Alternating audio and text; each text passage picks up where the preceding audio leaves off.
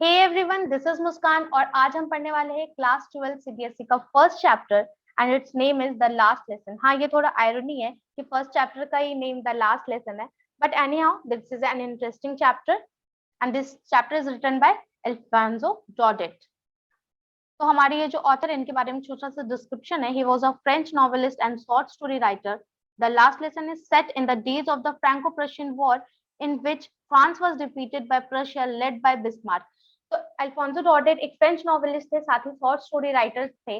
और ये जो चैप्टर उन्होंने लिखा है ये कब बेस्ड है, जब फ्रैंको प्रशियन वॉर हो रहा था, यानी कि फ्रांस और प्रशिया के बीच में वॉर हो रहा था 1870 से 1871 में। और इस वॉर को लीड कर रहे थे प्रशिया के Bismarck. Prussia then consisted of what now are the nations of Germany, Poland and parts of Austria। तो एक्चुअली क्या था, पहले जर्मनी जो है एक न्यू नेशन अब कह सकते हैं 1871 में फॉर्म हुआ था। अदरवाइज पहले जर्मनी जो था it was a multi state of many other Nations. ठीक है, उसके बारे में यहाँ बात की गई है। In this story the French districts of Alsace and Lorraine have passed into Prussian hands. Read the story to find out what effects this had on life at school. तो ऑथर बताते हैं, मतलब ये जो डिस्क्रिप्शन है इसमें, इससे हमें पता चलता है कि प्रशिया जो था एक्चुअली जर्मनी का एक बहुत ही इंपॉर्टेंट स्टेट आप कह सकते था, और उससे ही ये इस लड़ाई को लीड किया था, इस वॉर को लीड किया था। और फ्रेंच डिस्ट्रिक्ट्स ऑल्सेस एंड लॉरेन को उसने ऑक्यूपाई कर लिया था, अपने कब्जे में कर लिया था। और इसका वहां के स्कूल्स पे क्या इफेक्ट पड़ा था हम ये पढ़ेंगे। So here we have been given some expressions जिनके मीनिंग हमें टेक्स्ट के अंदर ही पता चल जाएंगे पढ़ते हुए।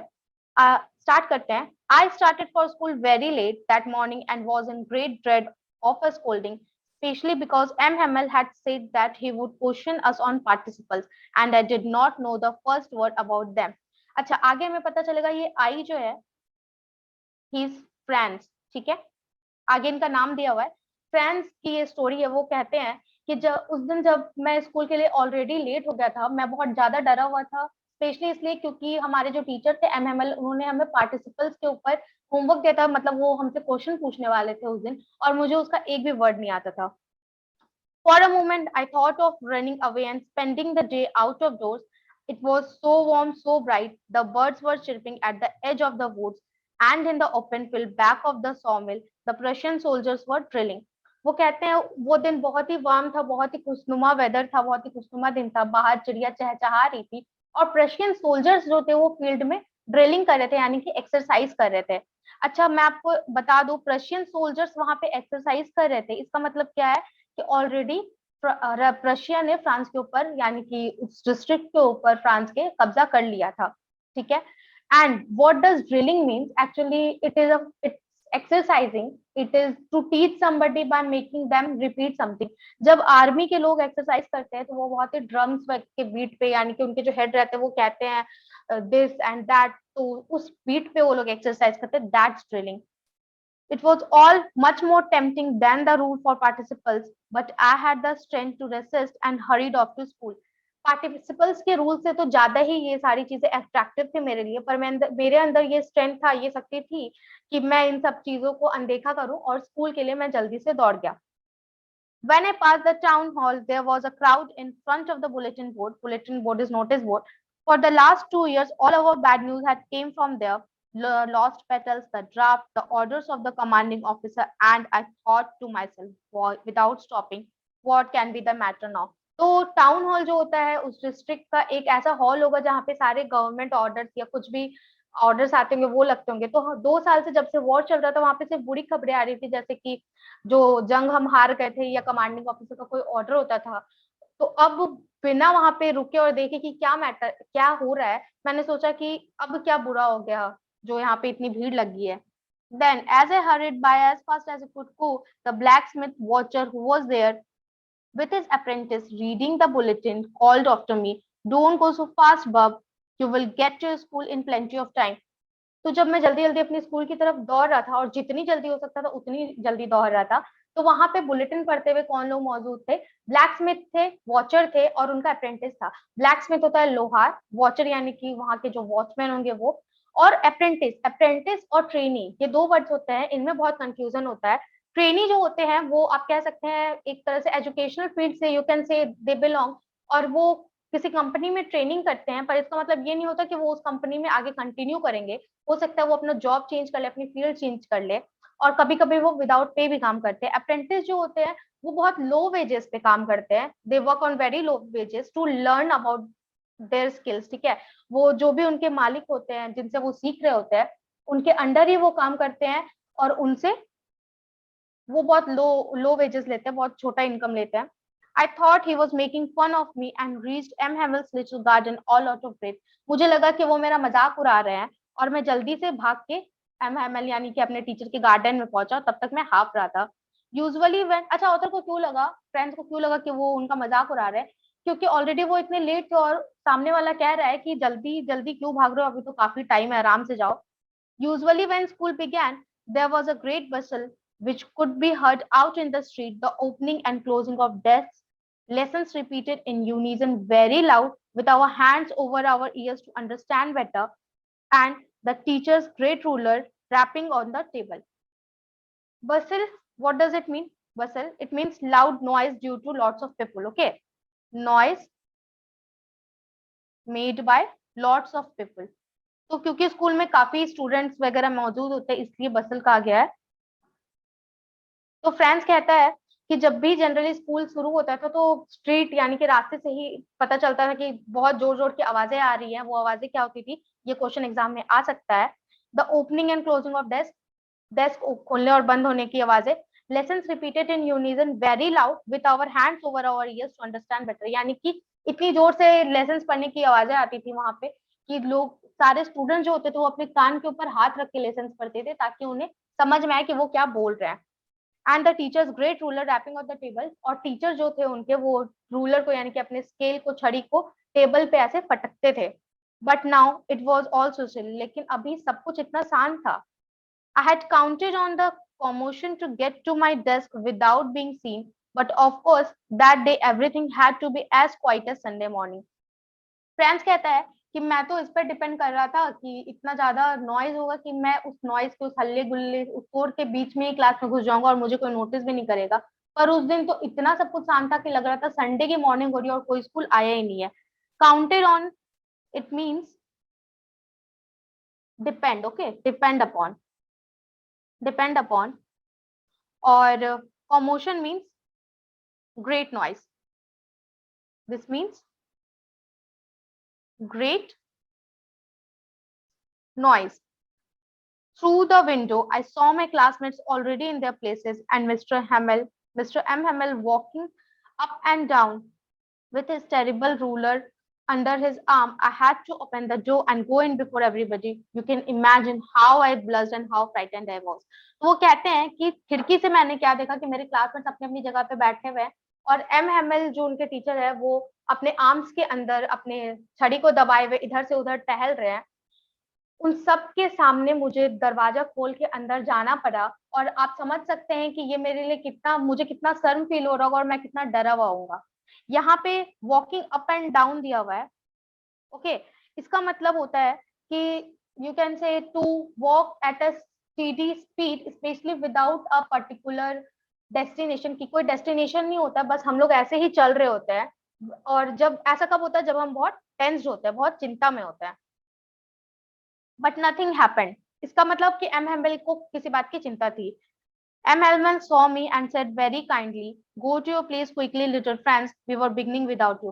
लेकिन ऐसा कुछ नहीं होता जैसा मैंने सोचा था। एम हेमल मुझे देखते हैं और कहते हैं कि जल्दी से अपने सीट पे चले जाओ छोटे फ्रेंड्स, क्योंकि अभी हम तुम्हारे बिना ही स्टार्ट करने वाले थे। आई jumped over the bench and sat down at my desk. Not till then, when I had got a little over my fright, did I see that our teacher had on his beautiful green coat. ठीक है, friends कहते हैं कि मैं जल्दी से bench पे कूद के अपने डेस्क पे जाके बैठ गया, और जब तक मैं थोड़ा कंफर्टेबल हुआ, थोड़ा मेरा डर कम हुआ, तो मैं देखता हूँ कि मेरे टीचर ने क्या पहना हुआ है। उन्होंने अपना ब्यूटीफुल ग्रीन कोट पहना हुआ है, अब हिज फ्रिल्ड शर्ट, अपना फ्रिल्ड शर्ट पहना हुआ है, and a little black silk cap all embroidered that he never wore except on inspection and prizes. और सिल्क का एक ब्लैक कैप पहना हुआ है जो जिसमें पूरी एम्ब्रॉयडरी की हुई थी, और वो स्पेशल डेज में पहनते थे, जब इंस्पेक्शन होता था, प्राइज डेज होता था। और आज तो वैसा कोई स्पेशल डे नहीं था, इसलिए वो थोड़ा स्ट्रेंज था। Besides, the whole school seemed so strange and solemn. Solemn का मतलब होता है सीरियस, ठीक है, शांत। तो वो कहता है कि और बाकी स्कूल भी कितना अजीब सा लग रहा था, एकदम सीरियस लग रहा था, but the thing that surprise me most was to see on the back benches that were always empty. सबसे ज्यादा फ्रेंड्स को क्या स्ट्रेंज लगता है कि पीछे के जो बेंचेस जो हमेशा खाली रहते हैं, वहां पे कौन बैठे हुए थे? The village people sitting quietly like ourselves, old Hauser with his three cornered hat, the former mayor, the former postmaster and several other besides. ठीक है, पीछे के बेंचेस जो हमेशा खाली रहते थे उनमें आज हमारे गांव के कुछ लोग बैठे हुए थे, जैसे कि ओल्ड हॉजर, हॉजर में भी नेम, ठीक है, एक्स मेयर, एक्स पोस्टमास्टर और बाकी लोग भी बैठे हुए थे। Everybody looked sad, and Hauser had bought an old primer thumbed at the edges, and he held it upon on his knees with his great spectacles lying across the pages. Spectacles का मतलब होता है चश्मा, ठीक है। तो वो कहते हैं कि, और प्राइमर का मतलब होता है बुक विथ बेसिक फैक्ट्स, ठीक है, जिसमें बहुत बेसिक चीजें दी हुई होती है, और थम्ड का मतलब होता है डैमेज्ड, ठीक है। तो प्राइमर का मतलब होता है बेसिक बुक, थम्ड का मतलब होता है डैमेज्ड। तो वो कहते हैं कि ओल्ड हॉजर जो थे, यानी कि बूढ़े जो हॉजर थे, वो एक प्राइमर लेके आए थे जिनके पेजेस बहुत डैमेज थे, बहुत पुराना बुक था वो, और उन्होंने बुक को अपने घुटनों पे रखा हुआ था और अपना चश्मा अपने बुक पे रखा हुआ था। While I was wondering about it all, M. Hamel mounted his chair and in the same grave and gentle tone which he had used to me said, तो जब मैं इन सब के बारे में सोच रहा था कि सब कुछ इतना स्ट्रेंज क्यों है, तभी एम हेमल अपने चेयर से उठते हैं और उसी टोन में, जिस टोन में उन्होंने सीरियस टोन में मुझे पहले कहा था, वो कहते हैं, My children, this is the last lesson I shall give you. The order has come from Berlin to teach only German in the schools of Alsace and Lorraine. ठीक है, Alsace and Lorraine वही district है जिन पे Russia ने कब्जा कर लिया था। तो वो कहते हैं कि मेरे बच्चों, आज का जो मैं तुम्हें लेसन दूंगा, ये मेरा लास्ट लेसन है। बर्लिन से, यानी कि जर्मन से ऑर्डर आया है कि यहाँ पे स्कूल में अब जर्मनी की पढ़ाई हो, फ्रेंच की नहीं। और आगे वो कंटिन्यू करते हैं, the new master comes tomorrow, this is your last French lesson, I want you to be very attentive. और कल जर्मनी पढ़ाने के लिए, यानी कि जर्मन पढ़ाने के लिए एक नए टीचर आने वाले हैं, और आज का ये हमारा लास्ट फ्रेंच लेसन होगा, इसलिए इस चैप्टर का नाम है द लास्ट लेसन। ओके, और मैं चाहता हूँ कि तुम लोग सब सारे स्टूडेंट्स बहुत अटेंटिव रहो। अब एक चीज मैं आपको बताना चाहूंगी कि ऑल्सेज एंड लॉरेन जो है, ये एक टेरिटरी था जिसपे जर्मन ने ऑक्यूपाई कर लिया था, ठीक है, 1871 में। इसके ऊपर ही, इसी दोनों डिस्ट्रिक्ट के ऊपर ये स्टोरी बेस्ड है। What a thunderclap these words were to me. ये मेरे लिए बहुत ही ज्यादा, थंडर क्लैप का मतलब होता है जो बिजली गिरती है ना, उसको कहते हैं। तो मेरे लिए ऐसा था कि जैसे मेरे ऊपर कोई बिजली गिर रही है। क्यों? फ्रेंड्स ऐसा कह रहा है, oh what, oh the wretches, that was what they had put up at the town hall. Wretches का मतलब ऐसे होता है unhappy person, but according to the story it means some unfortunate event.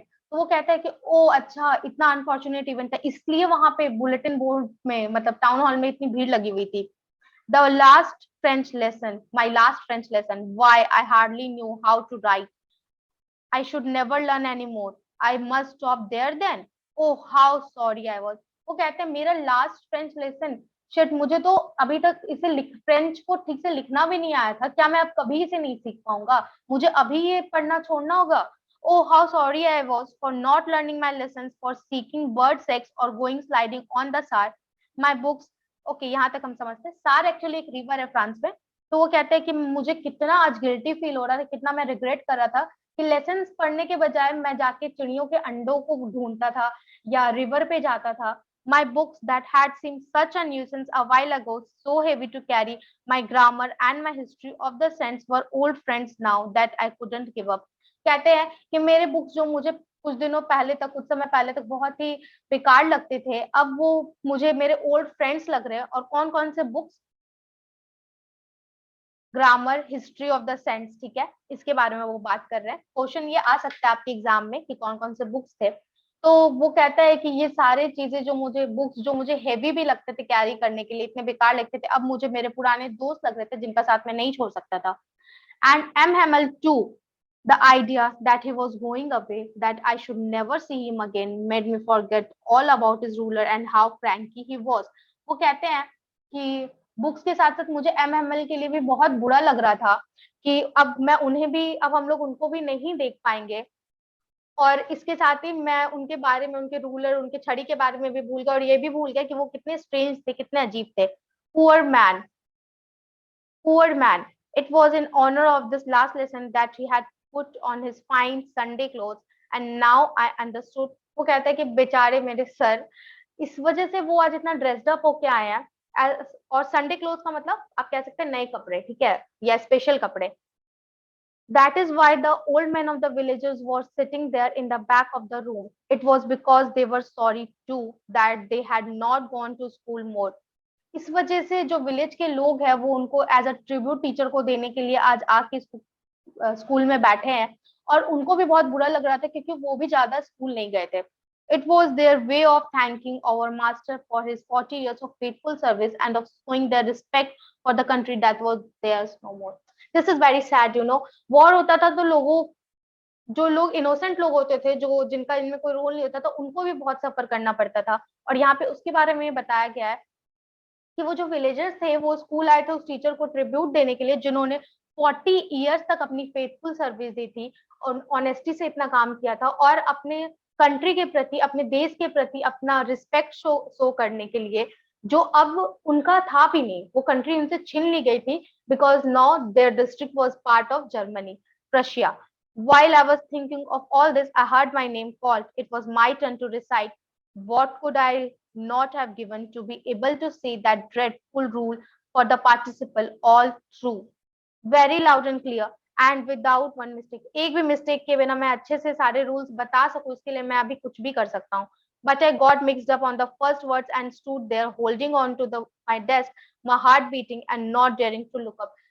लेकिन क्योंकि ऑथर ने स्टार्टिंग में, friends ने मेंशन कर दिया था कि उन्हें एक भी वर्ड नहीं आ रहा था पार्टिसिपल्स का, तो वो स्टार्टिंग में ही बहुत मिक्स्ड हो गए, कुछ भी बोलने लगे वहां, और वो वहां पे खड़े हो गए होल्डिंग, और अपने डेस्क पे ऐसे हाथ रख के, जो कहते हैं ऐसे हाथ रख के खड़े होते हैं, उनके अंदर इतनी भी हिम्मत नहीं थी कि वो आंख उठा के ऊपर अपने टीचर को या अपने क्लासमेट्स को देख सके। I had M. Hamel say to me, I won't scold you, little friends. You must feel bad enough. See how it is. Every day we have said to ourselves, Bah, I have plenty of time. M Hamel कहते हैं कि आज मैं तुम्हें डांटूंगा नहीं छोटे friends, क्योंकि मुझे पता है तुम्हें ऑलरेडी कितना बुरा लग रहा होगा। देखो क्या है, रोज हम कहते थे कि हम, अभी तुम्हारे पास बहुत वक्त है, हम ये चीज सीख लेंगे। I learn it tomorrow and now you see where we have come out. तो क्या होता है कि जब कोई चीज हमारे पास होती है ना, तो अब हम उसे थोड़ा कम वैल्यू देते हैं। जैसे जब आप पहले स्कूल जाते थे, अपने दोस्तों से मिलते थे, तो आपको लगता था ये तो आपके डेली रूटीन है, कल भी मिलना है। लेकिन अब जब आपका मिलना जुलना, बाहर घूमना फिरना, स्कूल जाना बंद हो गया, तो अब आपको रियलाइज होता होगा उसकी इंपॉर्टेंस क्या थी। वही यहाँ पे हो रहा है कि पहले तो हमें लगता था कि हमारे पास बहुत वक्त है, आज नहीं तो कल तो सीख ही लेंगे, लेकिन देखो आज क्या हो गया, अब क्या हो रहा है। That's great trouble with Alsace. She puts off learning till tomorrow. Alsace अपने पूरे डिस्ट्रिक्ट की बात करेंगे, ये पूरे ऑल्सिस की प्रॉब्लम है कि वो वहां के लोग सोचते हैं कि हम आज नहीं तो कल पढ़ लेंगे, कल कर लेंगे। Now those fellows out there will have the right to say to you, how is it you pretend to be Frenchman and yet you can neither speak nor write your own language? But you are not the worst, poor little friends. We all have a great deal to reproach ourselves with. वो कहते हैं कि अब जो बाहर लोग खड़े, यानी कि प्रशियन सोल्जर्स की वो बात कर रहे हैं, प्रशियन लोगों की बात कर रहे हैं, कि अब उनके पास, उनको एक मौका मिल जाएगा हमें ये बोलने का कि अच्छा तुम फ्रेंच मैन हो, लेकिन तुम्हें ना तो फ्रेंच बोलनी आती है और ना तो तुम ठीक से उसे लिख पाते हो। लेकिन फ्रेंड्स, ये तुम्हारी गलती नहीं है, हम सब की गलती है, हम सब में, सबका इसमें रोल है, हम सब ने गलती की है। Your parents were not anxious enough to have you learn. They preferred to put you to work on a farm or at the mills so as to have a little more money. And I have been to blame also. Have I not often sent you to water my flowers instead of learning your lessons? And when I wanted to go to fishing, did I not just give you a holiday? वो कहते हैं कि तुम्हारे parents जो थे, क्या उनकी गलती नहीं थी? उन्होंने तुम्हारे पढ़ाई पे ज्यादा ध्यान नहीं दिया, बल्कि उन्होंने किस चीज को प्रेफरेंस दी कि तुम मील में जाके और फार्म में जाके काम करो ताकि कुछ और पैसे कमा सको। और मैंने भी तो गलती की है। क्या मैं, मेरे ऊपर भी ब्लेम आना चाहिए? क्योंकि क्या मैंने तुम्हें ऐसा नहीं किया कि पढ़ाने के बजाय तुम्हें क्या कहा कि जाके मेरे पौधों में पानी डाल दो? और जब मैं फिशिंग के लिए जाता था तो मैं भी तो तुम लोगों को छुट्टी दे दिया करता था। ये एम हेमल कह रहे हैं, वो अपनी गलती बता रहे हैं।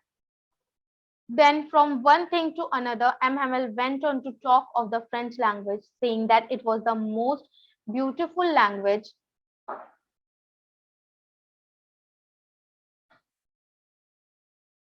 language in the world, the clearest, the most logical, that we must guard it among us and never forget it.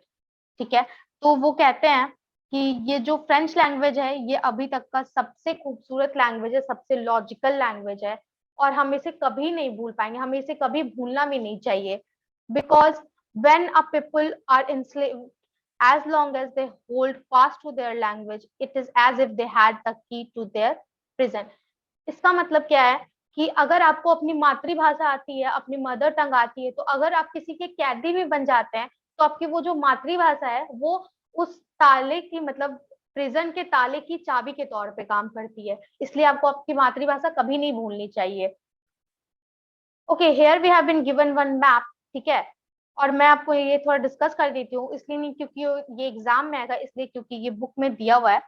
So this is Germany, ठीक है, जिसने हमला किया था, जिसने वॉर किया था फ्रांस के साथ, ठीक है, और आप देख सकते हैं कि जर्मनी और फ्रांस के बॉर्डर पे ही था Lorraine and Alsace, that's why it occupied it, ठीक है, इसलिए सबसे पहले जर्मनी ने इस पे ऑक्यूपाई किया था, आप कह सकते हैं। और क्या हुआ था, फ्रेंच पीपल में एक एंटी जर्मन वाली फीलिंग आ गई थी, वो उसका एक one of the major reason ये भी था कि जर्मनी ने लॉरेन और ऑल्सस ऑक्यूपाई कर लिए थे। Then he opened a grammar and read us our lesson. I was amazed to see how well I understood it. All he said seemed so easy, so easy. I think too that I had never listened so carefully and that he had never explained everything with so much patience. वो कहता है, friends कहता है कि उसके बाद मेरे teacher ने ग्रामर की बुक खोली और हमें पढ़ाना शुरू किया, और मुझे बहुत आश्चर्य हुआ कि ये देखकर कि आज मुझे सारे लेसन कितने अच्छे से समझ में आ रहे हैं। मुझे लगता है कि या तो मैंने कभी इन लेसन्स को ठीक से पढ़ा ही नहीं, और ना ही कभी सर ने इतने अच्छे से, इतने धैर्य पूर्वक इसलिए इन लेसन्स को समझाया था। It seemed almost as if poor man wanted to give us all he knew before going away and to put it all into our heads at one stroke. ऐसा लगता था कि ये जो हमारे टीचर थे, बेचारे टीचर थे, पुअर मतलब नॉट गरीब, बेचारे, ठीक है, बेचारे टीचर जो थे वो एक ही दिन में सब कुछ हमें एक बार में समझा देना चाहते थे, जितनी उनको नॉलेज आती थी वो सब हमें दे देना चाहते थे। After the grammar, we had a lesson in writing. That day, MML had new copies for us, written in a beautiful round hand, France, Alsace, sorry. वो कहता है कि ग्रामर के बाद हमारे राइटिंग की का टाइम आया, और उस दिन MML हमारे लिए नई कॉपीज लेके आए थे, और उसमें बहुत ही ब्यूटीफुल हैंड राइटिंग से क्या लिखा होता, France Alsace. They looked like flags floating everywhere in the schoolroom, hung from the rod at the top of our desks. वो कहता है फ्रांस कि ऐसा लग रहा था उन फ्रांस ऑल्सेस को देख के कि ये झंडे हैं जो हमारे पूरे स्कूल में लगे हुए, हमारे डेस्क से लेके हमारे रूफ टॉप तक लगे हुए हैं। तो इस सेंटेंस से क्या पता चलता है कि उस रूम में एक टाइप ऑफ पैट्रियोटिज्म आ गया था, क्योंकि अब फ्रांस के बदले ये जो ऑल्सेस था ये किसके कब्जे में आ गया था, प्रुशिया के। You ought to have seen how everyone set to work and how quiet it was. The only sound was the scratching of the pens over the paper. तुम्हें देखना चाहिए था, हमें आप लोगों को देखना चाहिए था कि कितने शांति से, कितने ध्यान से सब लोग अपना काम कर रहे थे, पढ़ाई कर रहे थे, और जो सिर्फ जो साउंड आ रहा था वो वही था जो पेपर पे यानी कि राइटिंग में लिखने का था। And some beetles flew in, but nobody paid any attention to them, not even the littlest ones who worked right on tracing their fish hooks as if that was French too. On the roof, the pigeons cooed very low, and I thought to myself, will they make them sing in German, even the pigeons? तो वो कहते हैं कि एक बार कुछ insects उड़कर room में आ जाते हैं, और हमें ऐसा, मतलब सब इतने डूबे हुए थे अपने काम में कि किसी ने उन पर ध्यान ही नहीं दिया, और छत पर कुछ पिजन्स बैठे हुए थे जो कू कू की आवाज निकाल रहे थे, और मैं अंदर ही अंदर सोचता हूँ कि क्या ये लोग अब कबूतरों से भी जर्मन में ही बात करवाएंगे। तो दिस वाज अ सरकाजम, ठीक है। यहाँ पे एक लाइन हमारे पास है, even the littlest ones who worked right on tracing their fish hooks as if that was French too. इसके दो मीनिंग्स हो सकते हैं। पहला मीनिंग ये कि क्लासरूम में कुछ बच्चे बैठे हुए थे जिनके पास फिश हुक्स थे, और वो फिश हुक से डेस्क पे या कहीं पे स्क्रैच कर रहे थे, और उस स्क्रैच का साउंड से ऐसा लग रहा था कि वो भी फ्रेंच लैंग्वेज में ही है। दूसरा मीनिंग इसका ये हो सकता है, जब हम आगे पढ़ते हैं कि पिजन छत पे बैठे हुए थे कबूतर, तो जो कबूतर होते हैं उनके जो क्लॉज होते हैं, पंजे होते हैं, वो फिश हुक की तरह होते हैं, और वो छत पे जब स्क्रैच कर रहे थे अपने पंजों से तो ऐसा लग रहा था कि वो साउंड भी फ्रेंच में ही है। Whenever I looked up from my writing, I saw M. Hamel sitting motionless in his chair and gazing first at one thing, then at another, as if he wanted to fix his mind just how everything looked in that little schoolroom. ठीक है, वो कहता है कि जब भी मैं लिखते लिखते ऊपर की तरफ देखता था तो देखता था कि मेरे जो टीचर है वो मोशनलेस एकदम स्थिर बैठे हुए अपने सीट पे, और कभी वो एक चीज को देख रहे हैं, कभी वो दूसरी चीज को देख रहे हैं, जैसे कि वो सब कुछ अपने माइंड में स्टोर कर देना चाह रहे हो। उस समय कैमरा नहीं होते थे, फोटोज नहीं होते थे, तो लोग माइंड में ही सब कुछ अपने याद करके मेमोरीज के तौर पे रख लिया करते थे। Fancy, for 40 years he had been there in the same place with his garden outside the window and his class in front of him. Of course ऐसा हो गई, पिछले 40 साल से वो उसी क्लासरूम में बैठ के पढ़ा रहे थे, उसी विंडो से अपने गार्डन को देखा करते थे, सेम वे में, just like that. Only the desks and benches had been turned smooth, and the walnut tree in the garden were taller, and the hope vine that he had planted himself twined about the windows to the roof. बस क्या बदला था classroom में और garden में, कि जो classroom के डेस्क और बेंचेस थे वो बहुत ज्यादा यूज होने के कारण थोड़े पुराने हो गए थे, थोड़े स्मूथ हो गए थे, और जो अखरोट के पेड़ बाहर लगे हुए थे वो और लंबे हो गए थे, और जो वाइन थे, जो क्लाइंबर्स जिन्हें आप कहते हैं, जिन्हें एमएमएल ने खुद प्लांट किया था, वो विंडोज से क्लाइंब होते हुए अब रूफ तक पहुंच गई थी। How it must have broken his heart to leave it all, poor man, to hear his sister moving about in the room above, packing their trunks, for they must leave the country next day. उन बेचारे के लिए कितना heart breaking होगा, कितना बुरा होगा, दिल तोड़ने वाला होगा कि अब उन्हें ये सब कुछ छोड़ के जाना होगा। और क्योंकि उनके घर के ऊपर ही उनके स्कूल के ऊपर ही शायद उनका घर होगा, तो उन्हें आवाज आ रही थी कि उनकी बहन जो थी एमएमएल की, वो पैकिंग कर रही है, ट्रंक्स इधर से उधर कर रही है, क्योंकि शायद कल कल ही कल उनको ये कंट्री छोड़ के जाना होगा। But he had the courage to hear every lesson to the very last.